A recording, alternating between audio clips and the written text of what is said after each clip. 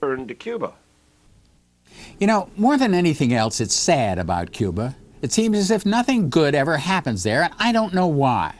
A lot of Cubans worked as slaves chopping sugarcane when it was Spanish. Then, 100 years ago, Spain lost a war to the United States, and Cuba became independent. Things looked better for a while, but then independence didn't do Cuba much good either. In 1952, a bad general named Batista took over, and Cuba became a cesspool of gambling and prostitution. A lot of Americans were involved, and working Cubans weren't any better off than when they were slaves. Then Fidel Castro came along. He was a Robin Hood kind of a guy, hiding in the mountains with his merry men, attacking the bad guys, then running back into the mountains. Batista couldn't catch him, and in 1959, Castro drove Batista out, and we all cheered.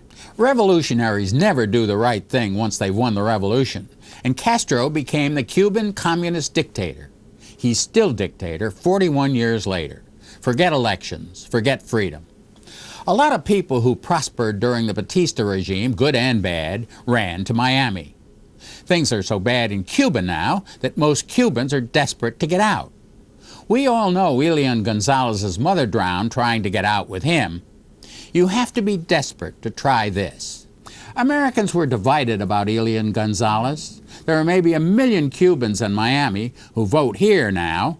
None of the 11 million in Cuba vote in the United States, so Al Gore said Elian should not be returned to his father in Cuba.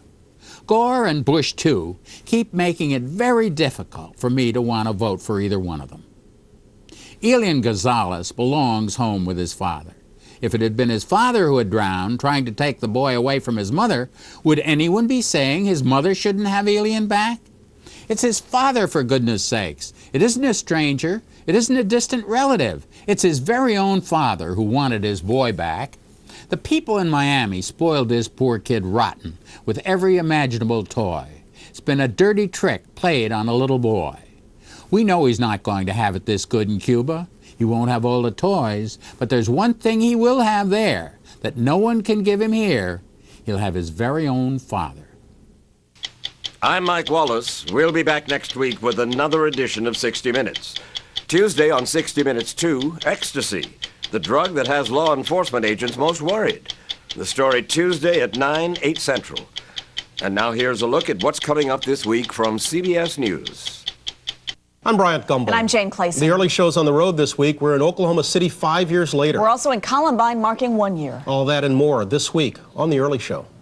On tomorrow's CBS Evening News, how can an all-American girl raised, educated, and employed here be in danger of deportation? Eye on America investigates tomorrow.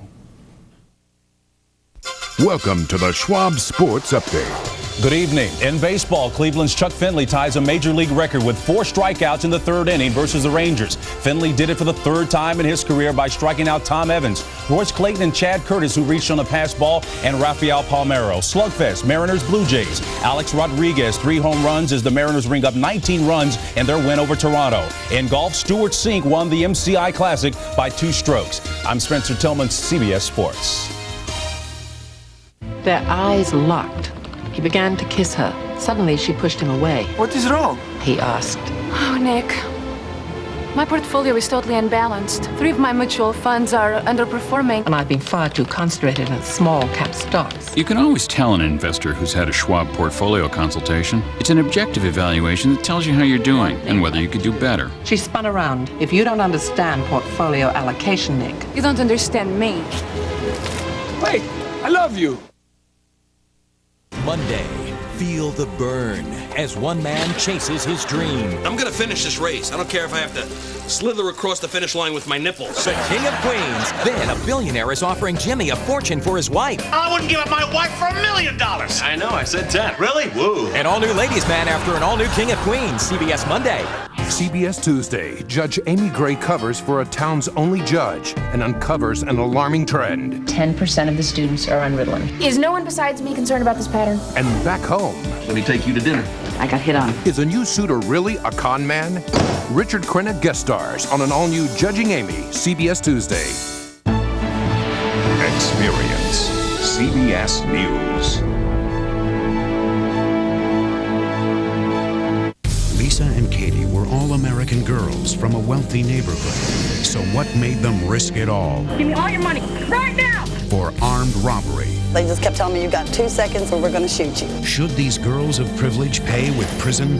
Bad Girls. An all-new 48 Hours, Thursday.